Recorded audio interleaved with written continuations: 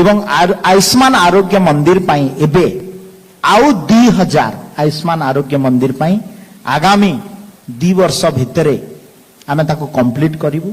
सेठी को माने चाकरी पाइबे सर?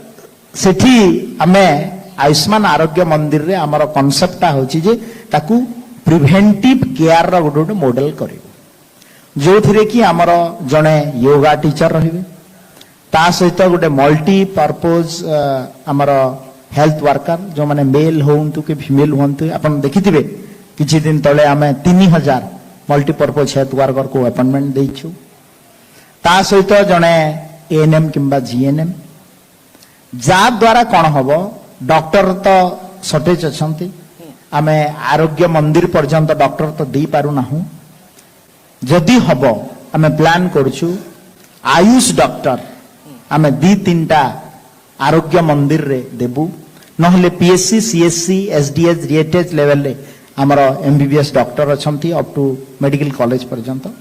तो ये जो आयुष्मान मंदिर रो कांसेप्ट हैला जे preventive medical care grassroot level पर्यंत गाँ स्तर पर्यंत आमे पहुंचेबू एवं योगा लाइफस्टाइल चेंज जीवन चर्चार परिवर्तन एटा गोटे बड़ इश्यू रहिबो। मुई आपनकर माध्यम रे मध्य पूरा ओडिशा प्रदेश रो समस्त जनसाधारण को अनुरोध करिवि जे जीवन चर्चार परिवर्तन रो आवश्यकता रहिछि कारण नॉन कम्युनिकेबल डिजीज जोटा कि डायबिटीज ब्लड प्रेशर आ अन्य इश्यू एटा गोटे व्यापक मात्रा रे बढ़ी बढ़ी चलीसी।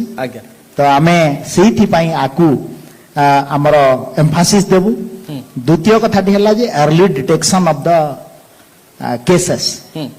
तो आजी मान्यवर JP Nadda ji honourable union minister मध्य घोषणा कर सारलेनी जे हमर पाखापाखी पूरा भारत वर्ष रे 1 लाख आमर पाखापाखी एक्जेक्ट फिगर टी मन पड़ुनी आम ओडिशा प्रदेश रे आमे अच्छी आमर 1300 पाखापाखी पीएससी एवं सब सेंटर मोर देन 4000।